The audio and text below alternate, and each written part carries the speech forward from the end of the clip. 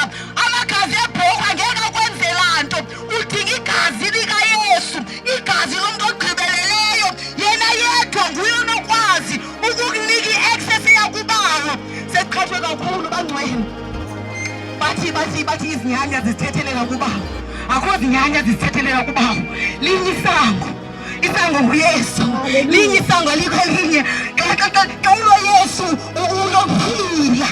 xa unoYesu unoboni xa unoYesu ufumene inyaniso angeke waya kubawo ungaqalanga wagqitha kuYesu indlela yakubawo ayigqithe kwizinyanya ezahamba zisona angeke umntu ahambe esona ezantsi emhlabeni bese bane-access yakuThixo mazulwini nguYesu kuphela yena ungazali nasono yena wafika emhlabeni wathethwa waliwa ngendlela zonke kodwa wakwazi uphuma egqibelele wakwazi uphuma ese-intact engazange adle nesono ithi incwadi yamaHebhere waziswa esenyameni khona ezovelana nobuthathaka bethu nguYesu ovelana nobuthathaka bethu uyayazi ukuthi emhlabeni sizolingeka